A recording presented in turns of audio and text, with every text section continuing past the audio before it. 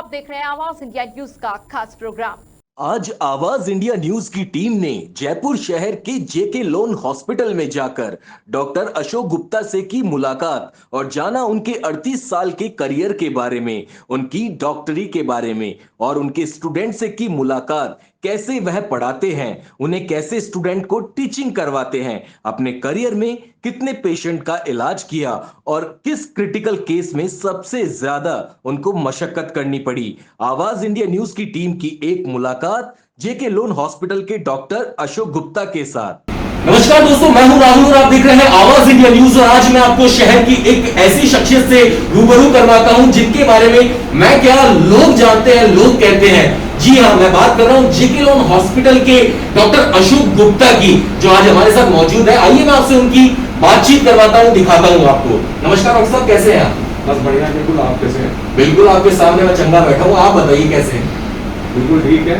जी doctor साहब, आप मतलब जेके लोन हॉस्पिटल के अंदर पिछले 38 साल से यहाँ पे काम कर रहे हैं। आपने अपनी जिंदगी के अंदर इतने सारे केसेस को सॉल्व किया है, लोगों का इलाज किया है, बच्चों का इलाज किया है, तो डॉक्टर साहब कैसा महसूस होता है? जब भी आप किसी बच्चे को ठीक करते हैं तो आपको सबसे ज़्यादा खुशी इसी बात की होती है कि किसी आपकी वजह से किसी बच्चे की ज़िंदगी, किसी परिवार की खुशी लौट के आई है। तो हमेशा ये अच्छा लगा है। और ये प्रोफेशन है भी इसी तरीके का जिसमें आदमी आता परेशानी में है और उसको अगर आप खुशी दे सकें तो वो हमेशा अच्छा, आपको भी अच्छा महसूस कराता है और खुद भी अच्छा महसूस करता है। अच्छा डॉक्टर साहब, कुछ अपने बारे में बताइए। मैं यहाँ सवाई मानसिंह मेडिकल कॉलेज में अपने पढ़ने के लिए आया था। मैं उदयपुर से था। उदयपुर में अपनी स्कूलिंग पूरी करने के बाद सवाई मानसिंह मेडिकल कॉलेज में दाखिला लिया। उसके बाद मैं पीडियाट्रिक्स भी यहीं से की है। और जैसे ही मेरा कोर्स कंप्लीट हुआ 1983 में मैंने कोर्स ज्वाइन किया था। और जैसे ही मेरी स्टडीज़ कंप्लीट हुई उसके 4-6 महीने बाद ही मैं यहाँ फैकल्टी बन गया और तब से अब तक लगातार जेके लोन अस्पताल में काम कर रहा हूँ। इस बीच में जब भी जो भी मौके मिले मेरे को ज़िंदगी में मैंने नई नई चीज़ें सीखी हैं। रेयर डिजीज़ देश में एक अलग डिपार्टमेंट पहली बार हमने शुरू किया है। इसके अलावा मैंने काफ़ी किताबें लिखी हैं, स्पोर्ट्स मेडिसिन में किताब लिखी है, हमने ट्रॉपिकल पीडियाट्रिक्स में किताब लिखी है, ट्रॉपिकल न्यूरोलॉजी में लिखी है। और इसके अलावा मैं दुनिया की बहुत सी ऑर्गेनाइजेशंस हैं जिसका मैं अध्यक्ष भी रहा हूँ। और अभी भी मैं जिनेवा स्थित इंटरनेशनल न्यूरोलॉजी एसोसिएशन का एग्जीक्यूटिव डायरेक्टर हूँ। और ग्लोबल एलर्जी का जो एक पेशेंट सपोर्ट ग्रुप है उसका भी मैं बोर्ड मेंबर हूँ। अच्छा डॉक्टर साहब, आपने जैसा कि आप बता रहे हैं कि आपने बहुत सारी किताबें लिखी हैं, तो आपके पास वो किताब है इस वक्त? इस समय तकरीबन यहाँ तो शायद है तो सही एक किताब तो अभी हाँ ये है ना, ये हमारी लेटेस्ट पब्लिकेशन है। ये है हमारी atlas on rare diseases. Atlas on rare diseases में ये देश का इस तरीके का पहला किताब है जो एटलस के रूप में रेयर डिजीज़ को छपा है। क्योंकि हमने इसको नेट में भी सर्च किया था तो ग्लोबल लेवल पे ये दूसरा पब्लिकेशन है ये जिसने एटलस बनाया है रेयर डिजीज़ के। तो इस तरीके से हमेशा कोशिश ये रहती है कि जितना हम सीखते हैं उसको हम डॉक्यूमेंट करें, डॉक्यूमेंट करके उसको हमारे मेडिकल सिस्टम को बताएं कि किस तरीके से सोचने पर ये डिजीज़ डायग्नोसिस कर सकते हैं। और इसीलिए पेशेंट का जो सक्सेस रेट है जेके लोन देश के सबसे अग्रणी अस्पतालों में से एक है, क्योंकि इसका एडमिनिस्ट्रेटर भी मैं रहा हूँ। ये आज 1000 बेड का इसकी जो संख्या है वो देश में किसी और अस्पताल में, बच्चों के अस्पताल में इतनी बड़ी संख्या कहीं नहीं है। तो ये एक एडवांटेज है। आप इतनी बड़ी इंस्टीट्यूशन में जब काम कर रहे हैं तो आपको सारी दुनिया भर के पेशेंट्स देखने को मौका मिलता है और उनसे सीखने का मिलता है मौका। और साथ ही और इसके साथ साथ जो एक मेडिकल कॉलेज अस्पताल है तो स्टूडेंट्स को जब पढ़ाते हैं तो पढ़ाने में आपको हमेशा तैयारी करनी पड़ती है, तो आप हमेशा अपडेटेड रहते हो एकेडमिकली। और इसीलिए आज जो भी ग्रोथ किसी भी डॉक्टर की मेडिकल कॉलेज में रह के होती है वो किसी प्राइवेट सेक्टर को मैच करना मुश्किल है। अच्छा डॉक्टर साहब, जैसा कि आपने अपने 38 साल के करियर के अंदर लाखों बच्चों का इलाज किया, लाखों बच्चों का इलाज करने के बाद में आप इतना बिजी रहने के बाद में आपको वक्त कब मिलता है बुक लिखने का? जहाँ भी आपका पैशन है ना, जो भी चीज़ करने का, उसके लिए हर आदमी को समय मिलता है। आप देखेंगे सबसे व्यस्त व्यक्ति भी अपना टाइम अपने शौक पूरा करने में लगाता है और वो उसको रिलैक्सेशन का एक तरीका होता है। तो जितने भी पब्लिकेशंस किए हैं वो एक मेरे लिए अनवाइंड करने का एक तरीका है कि दिन भर जो मरीजों के साथ काम करते हैं उसके बाद आप रिलैक्स होना चाहते हैं तो वो मेरे को रिलैक्सेशन में, जैसे कुछ लोग म्यूज़िक देखते करते हैं, कुछ पिक्चर देखते हैं, कोई टीवी देखता है। मुझे टीवी देखने का शौक थोड़ा कम है, तो मैं अपने आप को जब भी फ्री होता हूँ मैं कोई ना कोई साइंटिफिक किताब पढ़ने में लगता हूँ। और इसीलिए मेरे को लिखना आसान रहा है और मैं शुरू से मतलब मीडिया में भी लिखता रहा हूँ, क्योंकि मेरे को हमेशा लगता था कि आपका एक्सप्रेशन अच्छा होना ज़रूरी है। अगर उस एक्सप्रेशन अगर सही एक्सप्रेशन है तो आप अपनी बात दुनिया तक पहुंचा सकते हैं और कोई अच्छा ही कंट्रीब्यूट भी कर सकते हैं। क्योंकि ये रिसर्च पेपर मैंने बहुत सालों पहले लिखा था, उसका मकसद यह था कि ज़िंदगी की सफलता और उसका स्कूली शिक्षा से क्या संबंध है। क्योंकि आप देखेंगे कि इतना दबाव बच्चों के ऊपर है किसी अच्छे स्कूल में प्रवेश पाने के लिए, तो क्या स्कूली शिक्षा ही हमारी ज़िंदगी को निर्धारित करती है? इस पर मैंने सोचना शुरू किया और जो पेपर मैंने लिखा वो दुनिया भर में बहुत ज़्यादा सराहा गया। और मतलब ऐसे ऐसे ऑर्गेनाइजेशन जैसे आगा खां फाउंडेशन है या ज्ञान प्रबोधिनी संस्था है, मतलब ऐसी मेजर ऑर्गेनाइजेशंस ने उसके लिए मुझे अपने यहाँ ऑडिशन के लिए बुलाया। तो हमेशा आप जब सेंसिटिव रहते हो सोसाइटी में क्या तकलीफें हो रही हैं और उन तकलीफों के साइंटिफिक आधार और उसका सही शिक्षा वो निर्धारित करने में हमेशा इस तरीके की चीज़ें काम आती हैं। तो इस तरीके की पब्लिकेशंस हैं। मैंने और भी लिखा था कि जो बच्चों को जल्दी स्कूल डालने की एक प्रवृत्ति शुरू हुई थी कि 2.5 साल के बच्चों को स्कूल में डाल रहे हैं, जबकि यूनाइटेड नेशंस का जो रेजोल्यूशन है वो क्लियरली कहता था कि early childhood should be restricted to play and recreational activities. क्योंकि डेवलपमेंट आपको बच्चे के दिमाग का करना है, उसको अगर हटाना शुरू कर दोगे तो उसके सोचने की क्षमता खत्म हो जाएगी। और ज़िंदगी की सफलता ओरिजिनल सोच में है। एक भी आपके अंदर एक भी अगर मौलिक सोच आपके अंदर है तो आप दुनिया में बहुत बड़ा कंट्रीब्यूशन करके जाओगे। अगर आप देखें तो किसी ने एक स्टार देख के उसको अपना नाम दे दिया तो वही एक बड़ा सक्सेस स्टोरी होगी। न्यूटन ने फल गिरते हुए देख के उसको ग्रेविटी की बात कही। तो ये ओरिजिनल कंट्रीब्यूशन ज़िंदगी में हमेशा आपके लिए वो एक चीज़ ज़रूर है और वो तभी विकसित होगी जब आप बच्चे के दिमाग को सोचने और समझने की क्षमता दें। डॉक्टर साहब, मतलब लोग कहते हैं कि जितने बच्चे माँ नहीं पाल सकती है, जितनी माँ देखभाल नहीं कर सकती है, उतने आपने 38 साल के करियर में बच्चों की देखभाल की है, बच्चों का इलाज किया है। तो डॉक्टर साहब, अभी इस कोरोना काल के अंदर आपके पास कोई ऐसा केस आया जिन छोटे बच्चे को कोरोना हुआ है या ब्लैक फंगस की बीमारी देखने को मिली है? कोरोना के पेशेंट्स तो बहुत आए हैं। कारण ये है कि सबसे ज़्यादा जो कोरोना का ट्रांसमिशन है वो इंडोर है, यानी कि आपके घर में जो क्लोज कॉन्टैक्ट है उन सबको संक्रमित करता है। और ये पाया गया है कि एक घर में अगर 13 व्यक्ति तो 9 जनों को एवरेज कोविड इन्फेक्शन लगेगा अगर एक संक्रमित व्यक्ति उस घर में रहता है। तो इतना हाई कंटेगियस ये कोरोना है, इसलिए सब बच्चों को खासतौर से, क्योंकि लॉकडाउन में क्या हुआ कि बच्चे तो बाहर जा ही नहीं पा रहे, अडल्ट एक भी संक्रमित होकर घर में आया तो उसने सब बच्चों को संक्रमण किया है। तो इसलिए उन बच्चों को, हमारी समस्या क्या है कि अडल्ट को तो हम डिस्टेंस रखवा दें, उनको समझा भी दें, पर बच्चे को आप ये सब चीज़ नहीं करा सकते। इवन पेरेंट्स को बच्चों को संभालना पड़ेगा अगर वो कोविड पॉजिटिव है तो। आप आज बड़े व्यक्ति के लिए आप कह सकते हो कि आप उसको संभालेंगे नहीं, उसको अकेला जितने कमरे में उन्हें खाना भी बाहर छोड़ के जाते हैं लोग, बच्चे के साथ आप नहीं कर सकते। तो ये स्थिति हमारे लिए, मतलब हम ऑलमोस्ट उनके गार्जियंस हैं, तो हमने हमेशा उन बच्चों को देखा है और मैंने तो खासतौर से बहुत ज़्यादा केसेस देखे हैं कोविड के। और सबसे अच्छी बात ये कि जनरली स्पीकिंग हमारी सक्सेस रेट ऑलमोस्ट 98-99% है।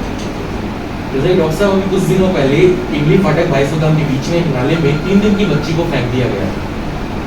3 दिन की बच्ची को फेंक दिया गया था नाले के अंदर, जबकि उस बच्ची का उसने जिंदगी में मतलब आंखें खोलने के बाद उसने दुनिया भी नहीं देखी थी और उस बच्ची का कोई कसूर नहीं था। ऐसे पे आपका क्या कहना है? ये सोच और इंसानियत की बात है। और क्योंकि मतलब ये चीज़ भी हम हमेशा मतलब एज ए हॉस्पिटल में तो मतलब ये रोज़ फेस करता था, क्योंकि जगह जगह नवजात शिशु को छोड़ के भाग जाते हैं। और वो अब समस्या क्या है, समाज, हर आदमी एक सामाजिक प्राणी है, उस सामाजिक दबाव में बहुत सी बार ऐसे निर्णय ले लेते हैं जो कि अमानवीय कहलाते हैं।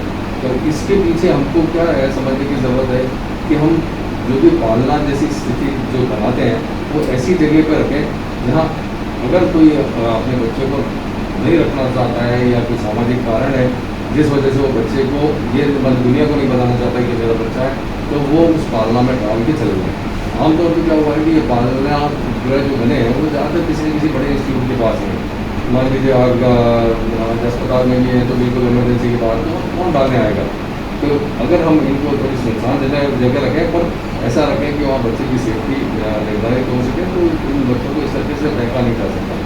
और ये ज़रूर है कि आप मान के चलें कि जिस लड़की ने बच्चे को 8 महीना 9 महीना पेट में रखा, तो वो आसानी से उसको फेंकने के लिए कभी भी तैयार नहीं होगी, क्योंकि ये तो 100% श्योर है। पर उसके ऊपर इतना सोशल प्रेशर होता है कि बहुत से बात वो उस प्रेशर के आगे कुछ बोल नहीं पाती। तो आप ये देखिए कि इस तरह की स्थिति तो आप उसको मिटा नहीं सकते, तो समाज को बदलना कोई एक दिन का काम नहीं है, पर कम से कम वो स्थिति कर सकते हैं कि जिस बच्चे की ज़िंदगी बर्बाद है उसको चलने फूलने का मौका दें। उसके लिए हम ऐसा एनवायरनमेंट बनाएं और ऐसी जगह बनाएं जहाँ बच्चों को रखा जा सके और वो उनकी देखभाल अच्छी हो सके। और अच्छी बात क्या है कि पिछले कुछ वर्षों में लोगों को बच्चों को अडॉप्ट करने की जो इच्छा है वो बहुत बढ़ती जा रही है। जिन पेरेंट्स से बच्चे नहीं हुए या कोई सिंगल पेरेंट है, तो ये लोग अडॉप्शन बहुत आसानी से होने लगे। और क्योंकि काफ़ी बच्चों को मैंने देखा है कि ये ऐसे डिस्कार्डेड बच्चे हैं, कोई अमेरिका पहुंच गया, कोई ऑस्ट्रेलिया पहुंच गया, क्योंकि वो अडॉप्ट होकर वहाँ चले गए और वहाँ से हम आज बच्चे जब आते हैं तो उनकी ज़िंदगी बिल्कुल बदली हुई ज़िंदगी है।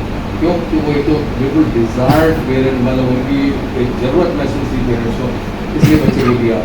तो उनके बच्चे एक तो अच्छे आर्थिक रूप से वेल ऑफ लोग हैं जो ले जा रहे हैं, तो उनकी इकोनॉमिक स्टेट भी बेटर है, उनकी फाइनेंशियल मतलब की जो सारा इमोशनल डेवलपमेंट है वो भी बहुत अच्छा है। तो समाज में सुधार आ रहा है, धीरे धीरे आ रहा है, पर आ रहा है।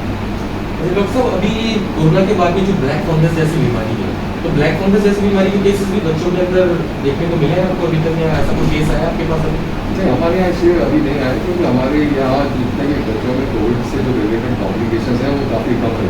बच्चों में क्या है कि जो ACE2 रिसेप्टर्स हैं जिनसे वायरस अपने आप को अटैच करता है और इन्फेक्शन की गंभीरता लाता है, वो बच्चों में कम देखने को मिलती है। इसलिए बच्चों कम गंभीर बीमार हुए, कम मेडिकेशन की ज़रूरत पड़ी है, तो इसलिए यहाँ fungal infection, secondary fungal infection काफ़ी कम है।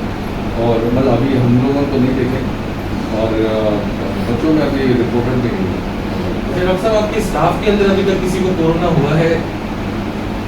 हमारे रेजिडेंट्स में, हमारे डॉक्टर्स में, सभी को करीब करीब मतलब बहुत हाई इंसिडेंस रही है कोविड होने की, क्योंकि मेरे हिसाब से शायद इतना अकेले में 18-20 रेजिडेंट्स को कोविड हो चुका है, या नर्सेज नर्सिंग स्टाफ में देखा तो उन्हें भी 15-17 जने होंगे जिनको कोविड हुआ है। और वो मतलब वो इलाज नहीं है, क्यों कि कम्युनिटी स्प्रेड हो चुका है, एयरबॉर्न ट्रांसमिशन है। और हमारे यहाँ सबसे अच्छी बात क्या है कि पूरा स्टाफ, डॉक्टर हो, रेजिडेंट हो, कंसल्टेंट्स हो, किसी ने कोई छुट्टी नहीं की पिछले 1.25 साल से। सब पूरा दिल लगा के काम कर रहे हैं। आज भी आप देखेंगे हमारे इंटर्न्स सब जितने सिंसियर हैं, ये सब आज भी मौजूद है। हमारे फाइनल लैंग्वेज स्टूडेंट्स तक कमिटेड हैं, बच्चों की देखभाल कर रहे हैं। इसलिए एक वो जज्बा तो बना हुआ ये मेडिकल फ्रेटर्निटी में कि ये जो क्राइसिस है आज देश में सबसे ज़्यादा ज़रूरत मेडिकल सेगमेंट मेडिकल पर्सनल की है। तो कमिटमेंट लेवल ठीक होने से संक्रमण जरूर हुआ, पर ये कि हाँ ज़्यादातर लोग ऐसे थे कि वैक्सीनेशन होने की वजह से गंभीरता नहीं आई है और वो जल्दी ठीक हुई। तो जैसा कि आपके मतलब जो इंटर्न है, जो स्टूडेंट है, आप उनको भी सिखा रहे हैं, जैसे कि ये इंटर्न है और ये फाइनल ईयर के स्टूडेंट्स हैं, तो डॉक्टर साहब अभी इनको पढ़ा भी रहे हैं, इनको सिखा भी रहे हैं कि अंडर में डॉक्टर साहब के अंडर में ये लोग प्रैक्टिस कर रहे हैं। तो डॉक्टर साहब ये जब प्रैक्टिस करके तैयार होंगे, पूरी तरीके से सीख जाएंगे, तो आपके अंडर में मतलब इतने स्टूडेंट्स निकल रहे हैं, आज वो किसी न किसी मुकाम पे है, तो कैसा लगता है आपको कि वो मतलब एक मुकाम पे पहुंच गए आपकी पढ़ाई के स्टूडेंट? आप हमेशा मतलब हम लोग अपने आप को पेरेंट्स की जगह सोचते हैं। किसी भी फादर के लिए उसका बच्चे का अचीवमेंट सबसे ज़्यादा खुशी देता है।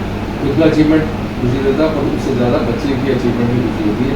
और इसीलिए ये हमारे लिए तो बच्चे हैं, और इनमें से कोई भी अचीव करके आता है, हमें लगता है यार आज हमारा खून बढ़ गया। और मतलब आपको जानकर अच्छा लगेगा कि हमारे पढ़ाए हुए स्टूडेंट्स कोई IAS बन गए, कोई IPS बन गए, कोई इंटरनेशनल प्रोग्राम्स में बड़े बड़े नाम हो गए हैं। और मतलब उनकी ऐसी कोई हेल्थ सेक्रेटरी तक है महाराष्ट्र में जो हमारे स्टूडेंट्स रहे हैं। तो इतना आपको अच्छा लगता है कि आपके स्टूडेंट्स इस लेवल पे पहुँचे हैं, परफॉर्म कर रहे हैं। और मतलब आपको जानकर अच्छा लगेगा कि एक लड़की US में गई अपनी रेजिडेंसी के लिए इंटरव्यू दे रही थी, और उसे इतना सा बोला कि मैं जयपुर से हूँ, जो जिसको इंटरव्यू ले रहा था अवैध में, वो उसने कहा अरे आप वहाँ से आई हो, डॉक्टर शुरू तक जानती हो, बोली मैं उनकी स्टूडेंट रही हूँ। बोली वो बोला कि मेरे को तो ये डबल लॉजिक हो गया तुमको सेलेक्ट करने का, one you are exceptional student and secondly you come from exceptional institute. तो हमेशा इंस्टीट्यूट का नाम बच्चों से ही रहता है, और ये ही हम लोगों आज इस इंस्टीट्यूट का नाम बढ़ा के रखे हुए हैं, और ये हमारे फ्यूचर है। एग्जैक्टली डॉक्टर साहब, बिल्कुल सही कहा आपने कि ये लोग हमारा फ्यूचर है। मतलब ये लोग जब तैयार होकर जब इस चेयर पे बैठेंगे तो लोग बाग इनसे भी इलाज करवाएंगे। अच्छा डॉक्टर साहब, एक चीज़ आपसे पूछना चाह रहा था कि जैसा कि आपने बताया कि आपके पढ़ाई के स्टूडेंट कहीं ना कहीं किस मुकाम पे है, तो मैं एक आध का नाम जानना चाहूँगा कि कोई इंटरनेशनल आर्टिस्ट बता रहे हैं आप, कोई IAS ऑफिसर है या कोई महाराष्ट्र के अंदर हेल्थ स्ट्रीम में है, तो मतलब उनके नाम मैं जानना चाहूँगा। नाम डॉक्टर प्रदीप व्यास हैं जो सेक्रेटरी हेल्थ हैं अभी महाराष्ट्र में, और डॉक्टर BL मीना है वो अभी IG DIG में कुछ बड़ी पोजीशन पे हैं। फिर अमेरिका में है डॉक्टर पुनीत करके हैं, वो head of the paediatric cardiology है। इस तरीके से बहुत है यहाँ पे, मतलब वो अनग्रीन है नाम। अच्छा डॉक्टर साहब, अभी इस कोरोना काल के अंदर क्या है कि कुछ लोगों की आर्थिक स्थिति बहुत कमजोर रही है, उनके पास खाने को पैसे नहीं मिलते हैं और इलाज कराने के लिए वो बड़े हॉस्पिटल्स का मतलब उसकी तरफ मूव भी नहीं करते हैं। तो ऐसे में आपके हॉस्पिटल के अंदर आप लोगों ने उनके लिए कोई प्रोटोकॉल बनाया है? बहुत ही इंटरेस्टिंग बात क्या रही कि मतलब इस हमारे देश की ये बहुत बड़ी खास बात है कि तकलीफ होने पर समाज बहुत आगे बढ़ गया। सरकार अपनी तरफ से तो कोशिश पूरी करती ही करती है। आज हमारे यहाँ पे ये हाल हो गया है कि इतने ज़्यादा लोग खाना खिलाने के लिए आना चाहते हैं कि हमें उनको कहना पड़ता है कि भाई खाना खाने के वाले तो लोग ही लिमिटेड हैं, 250 लोग खाना खाने वाले हैं, 500 खाना आ जाएगा तो वेस्ट होगा। तो अभी भी जब एक और अपने यहाँ पे जो माइनॉरिटी कमीशन के पहले हेड रहे हैं सरदार रजनीश सिंह जी, उनका फ़ोन आया तो हमने कहा कि आप उनको कुछ और चीज़ दे दीजिए, और उन्होंने उनको कहा बेडशीट दे दी, उन्होंने 300 बेडशीट दे दी। तो सोसाइटी इतनी सेंसिटिव है कि आज मेडिकल हॉल में आने वाले किसी पेशेंट को न तो खाने की परेशानी है, न रहने की परेशानी है अटेंडेंस के कारणों से। तो ये एक सोशल सेंसिटिविटी का बहुत ही अच्छा उदाहरण है। अच्छा डॉक्टर साहब, एक चीज़ देखने को मिलती है हॉस्पिटल के अंदर कि जब पेशेंट के साथ में जब पेशेंट आता है, पेशेंट को आप एडमिट करते हैं तो उसके साथ उनकी गार्जियंस के तौर पे मतलब 5-7 जने तो हमेशा दिखते ही हैं, तो वो भी हॉस्पिटल में रुक जाता है। तो ऐसे में भीड़ ज़्यादा इकट्ठी हो जाती है, और इस कोरोना काल के अंदर अभी हम सोशल डिस्टेंसिंग का मतलब फॉलो कर रहे हैं, 2 गज की दूरी बना कर रखने की बात होती है। तो ऐसे में उन लोगों के लिए आपने क्या व्यवस्थाएं की है? बहुत अच्छी बात क्या है कि आज की तारीख में जितने भी अटेंडेंट्स हैं वो भी इस बात के लिए सेंसिटिव हैं कि भीड़ न हो, दूरी रखें, कि उनको खुद अपने बीमार होने का डर है। तो हर व्यक्ति आज भी आ रहा है तो एक कम से कम रुक रहे हैं, क्योंकि हर एक को डर लग रहा है कि ये हॉस्पिटल में जा रहा हूँ, मेरे को कहीं कोरोना नहीं लग रहा। क्योंकि आप ये सोचते हैं कि हमारे यहाँ जैसे रूटीन इम्यूनाइजेशन है, टीकाकरण है, अगर उस टीकाकरण के लिए आना हो तो भी तैयार नहीं होते। उन्हें सबको ये डर है कि अस्पताल जाऊँगा कहीं कोरोना नहीं लगेगा। तो अच्छी बात है कि हमारे यहाँ अटेंडेंस का फ्लो पहले से बहुत कम हुआ। मतलब जो रेशो पहले आप मान लीजिए एक पेशेंट के साथ 4 होते थे, आज एक पेशेंट के साथ 2 से ज़्यादा कोई अटेंडेंट ही नहीं मिलते, क्योंकि हर आदमी को डर है, कोई आना ही नहीं चाहता अस्पताल। इसलिए मिनिमम अटेंडेंस है, हमारे को मैनेज करना उतना मुश्किल नहीं है, क्योंकि अब 1.5 साल हो गया लोगों को कोरोना को समझते हुए, और स्पेशली सेकेंड वेव जिसमें मोर्टेलिटी भी बहुत ज़्यादा हुई है, परेशानी भी ज़्यादा हुई। और कभी कभी हर घर में कोई ना कोई ऐसा व्यक्ति होगा जो या तो उनका जानकार है या रिश्तेदार है जो सेकेंड वेव में वो इसकी कोरोना की जटिलता में फंसा है। तो इसलिए सबको पता है कि अगर हम आज कोविड की जटिलता में फंस गए तो जिंदगी खराब हो जाएगी। तो इसकी अटेंडेंस। तो डॉक्टर साहब, एक चीज़ जानना चाहता हूँ मैं आपसे, और सारे दर्शक भी जानना चाहते हैं कि अभी जो तीसरी लहर की बात हो रही है, कोरोना की तीसरी लहर, वो बच्चों में ज़्यादा देखने को मिली है कि बच्चे ज़्यादा मतलब बच्चे बहुत जल्दी ग्रस्त हो रहे हैं इससे, इस पर आपका क्या कहना है? तीसरी लहर अभी आई नहीं है। तीसरी लहर की जो आने की संभावना जताई जा रही है तो नवंबर से लेकर जनवरी तक है, आने वाले नवंबर जनवरी। कारण ये है कि जो इटालियन स्टडी हुई इसने ये कहा कि जो आप जो नेचुरल संक्रमण होता है उससे एंटीबॉडीज आपको जो शरीर को प्रोटेक्शन है वो 6 से 8 महीने रह सकता है। तो ये सेकेंड वेव अभी खत्म होगी अगर जुलाई में, तो जब सेकेंड वेव खत्म होगी उसके 6 से 8 महीने में आप मान लीजिए कि थर्ड वेव अगर आई तो थर्ड वेव तब होगी। इसलिए अभी तो आई नहीं। और फर्स्ट वेव में 8.5% बच्चों में कोरोना हुआ था, सेकेंड वेव में ये संख्या बढ़ के करीब 13-14%। तो ये केवल इसलिए इंडिकेट ये कर रहा है कि जो पहले राउंड में जब कोरोना हुआ तो आप 60 साल से ऊपर वाले लोगों में ज़्यादा होगा, फिर 20 साल से 60 साल में, और अब एक्सपेक्टेड ये है कि भाई थर्ड वेव आएगी तो बच्चों में आएगी। उसका एक और कारण है क्योंकि बच्चों का टीकाकरण अभी शुरू नहीं हुआ, तो भारत सरकार ये कोशिश कर रही है कि बच्चों का टीकाकरण शुरू हो जाए, और 2 साल से 18 साल के बच्चों के लिए टीकाकरण के लिए जो ट्रायल हो रही है वो शुरू हो गई है। जिस दिन ये टीके अवेलेबल होंगे तो इनकी भी इंसिडेंस जो बच्चों में कोविड होने की थर्ड वेव में वो भी कम हो जाएगी। तो ये सब निर्भर करेगा टीकाकरण कैसा रहता है। तो सबसे बड़ा बचाव जो थर्ड वेव से होगा वो टीकाकरण से होगा। और अगर अभी हमारी 1 डोज टीकाकरण अभी करीब 11% पॉपुलेशन की है, तो अभी संख्या काफ़ी कम है, और ये बढ़ना जरूरी है। ये जैसे जैसे बढ़ेगी वैसे वैसे गंभीरता थर्ड वेव की कम होगी। डॉक्टर साहब आपने वैक्सीन लगवाई है? मैंने पहले नहीं लगवाई थी जब वैक्सीन लॉन्च हुई थी, इसलिए हम तो क्योंकि डिस्ट्रीब्यूशन हेड थे तो एक्चुअली अनेक का फोकस है कि आपने लगवाई। बिल्कुल। और आपके मतलब रेजिडेंट डॉक्टर ने लगवाई है अभी तक वैक्सीन, और इंटर्न वगैरह आप लोगों ने लगवाई वैक्सीन? तो डॉक्टर साहब एक चीज़ मैं जानना चाह रहा हूँ कि जैसे अभी मतलब इस पैंडेमिक टाइम के अंदर जहाँ गवर्नमेंट इतने लोगों के लिए काम कर रही है, सरकारी राशन करवा की, तो आप लोगों ने पर्सनली अपने तरफ से किसी के लिए कोई मदद वगैरह की है, या कोई कैंपेन चलाया है? जो भी मदद हमने की नॉर्मली तो क्या कि मैं इस तरह की बात को बहुत ज़्यादा हाईलाइट नहीं करता। मैं अभी क्या यहाँ का बहुत करता कैप्टन भी है, तो वहाँ हमारे कैंटीन होते हैं जो कि लोगों को बहुत खिलाते हैं। हम बहुत कोर्सेज बंद पड़ा हुआ है, तो इन कैंटीन के पास आय का सोर्स नहीं है, तो उन सबको एक तो क्या तो ऑफिशियली जो हमारा काम है उसने फंड्स भी दिए और खाने की सामग्री भी दी। उन सबको ये है कि मेरे घर से मैंने भी उनको अलग से खाने का सामान दिया। डॉक्टर साहब एक चीज़ मैं जानना चाह रहा हूँ कि आप इस वक्त 38 साल से इस हॉस्पिटल के अंदर है, और आपने बहुत सारे इलाज किए हैं, बहुत बच्चों के इलाज किए हैं। आपकी लाइफ का सबसे क्रिटिकल केस जो आपको याद करके भी मतलब जब याद आता है तो आप सहम जाते हैं कि वो केस था जिसमें आपको सबसे ज़्यादा मशक्कत करनी पड़ी?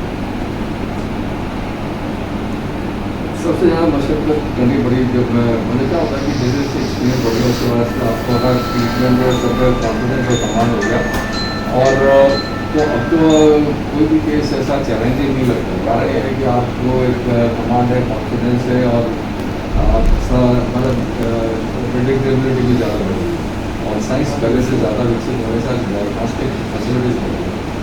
शुरू के सालों के बाद एक नवजात शिशु आया मेरे पास, बहुत विश्वास लेके आया, वो पेरेंट्स के पहले भी एक बच्चा खराब हो चुका था, और उसको कन्वर्सन से दौरे बहुत कोशिश की हमने, और खूब दवाई भी करीब 20-22 दिन उसका इलाज करने के बावजूद उसके दौरे पूरे कंट्रोल नहीं होते थे, और उनको मैंने फिर वॉलंटियर्स को रेफर किया था।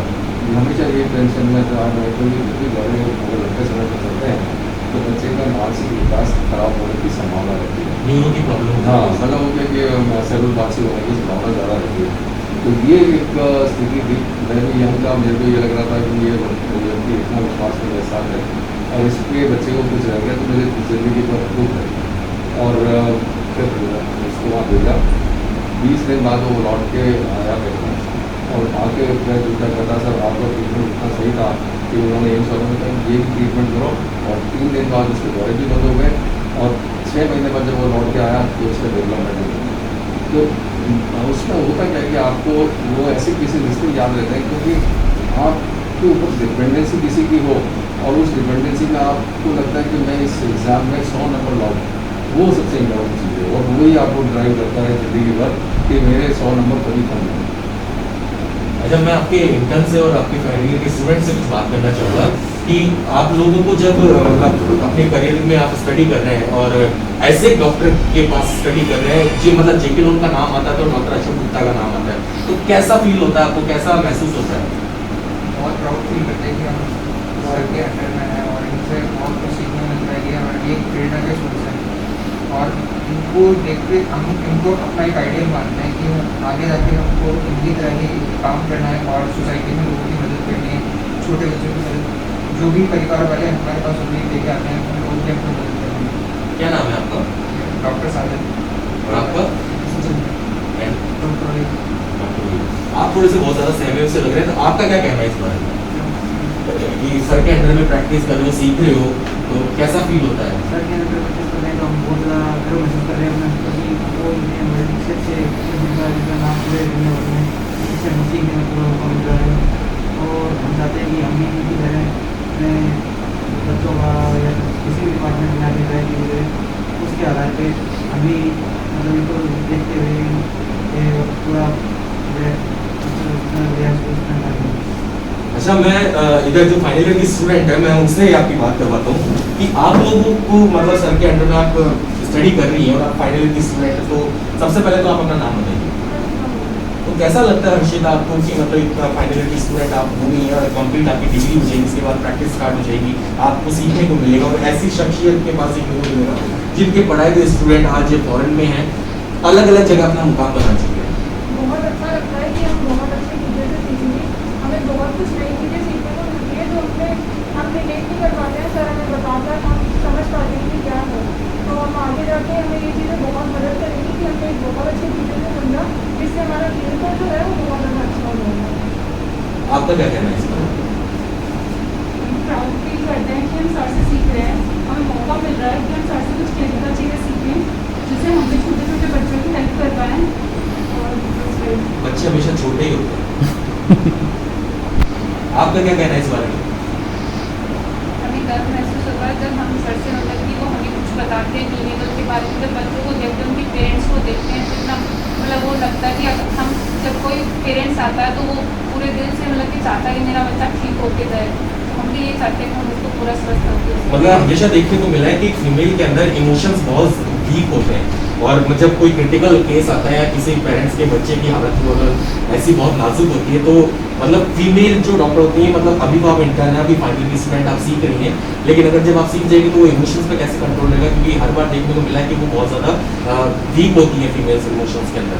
वो तो कंट्रोल करने पड़ेंगे, अगर खुद ही वीक हो जाए तो अगले पेरेंट्स को हम क्या मतलब सहानुभूति देंगे। अगर हम ही ऐसे होंगे तो अगर हम मजबूत होंगे तो हम उनके पेरेंट्स को भी सहारा दे सकते हैं। तो सुना दोस्तों आपने कि डॉक्टर अशोक गुप्ता जी के जो स्टूडेंट हैं वो प्राउड फील करते हैं कि वो उनके अंडर में स्टडी कर रहे हैं। मैं वापस डॉक्टर साहब के पास आता हूं और डॉक्टर साहब मैं अब एक चीज जानना चाहूंगा आपसे कि इस पैंडेमिक टाइम के अंदर आपको क्या लगता है कि कितनी जल्दी राहत मिल जाएगी? और ये जो सेकेंड वेव है ये तो मैं आप जैसे बता रहा था कि ये जून में धीरे धीरे नंबर ऑफ पेशेंट्स कम हो जाएंगे और पैन इंडिया ये है कि ये फिगर 20,000 करोड़ का आ जाएगा। जो अभी शुरू में 4 लाख था, फिर 2.5 लाख हुआ, 1.5 लाख हुआ और ये 20,000 करोड़ में आ जाएगा। ये मैं हमारा नेशनल एवरेज के साथ चलता है और जुलाई में आके ये पेंडेमिक खत्म हो जाएगा। तो जुलाई के बाद से लेकर हम नवंबर तक उम्मीद ये करता हूँ कि ये बहुत ही ऐसा फेज रहेगा जिसमें आपकी ज़िंदगी सामान्य चल सकती है। बस ये कि मेडिकल सेगमेंट को इस फेज में तैयारी करनी है। अगर एंटीसिपेटेड थर्ड वेव आती तो हम जैसे सेकेंड वेव में परेशान हो वैसे नहीं। तो अगर थर्ड वेव में हम अगर परेशान नहीं होते और हम अच्छी तरह से तैयार होकर हैंडल कर लेंगे तो ये बस इसके बाद ज़्यादातर समय अच्छा ही होगा। अच्छा डॉक्टर साहब, आप हॉस्पिटल में कितना वक्त देते हैं और उसके बाद क्या आप घर पे भी पेशेंट देखते हैं? हॉस्पिटल हमारा आमतौर पे जो टाइम फ्रेम रहता है वो 8 बजे से लेकर 2 घंटे का टाइम रहता है। 2 बजे बाद 2-3 घंटे के लिए हम प्रैक्टिस करते हैं जिसमें हम अपने क्लैरिफिकेशन शुरू करते हैं। अच्छा डॉक्टर साहब, आप आवाज़ इंडिया न्यूज़ के माध्यम से जनता को कोई मैसेज देना चाहते हैं, कोई एडवाइस देना चाहते हैं? मैं बस मैं यही चाहूँगा कि जो भी है जहाँ भी है खुश रहे, स्वस्थ रहे। 3 चीज़ हमेशा करें, एक्सरसाइज रेगुलर करें, खाना ढंग से खाएँ, समय पर सोएं और स्ट्रेस फ्री रहने की कोशिश करें और गलत इन्फॉर्मेशन को एडिट करें, क्योंकि अभी बहुत सी इन्फॉर्मेशन गलत भी चल रही है जिससे स्ट्रेस होता है। तो उसको एडिट करने का एक सिस्टम समझें कि भाई सच क्या है, उसी को फॉलो करें।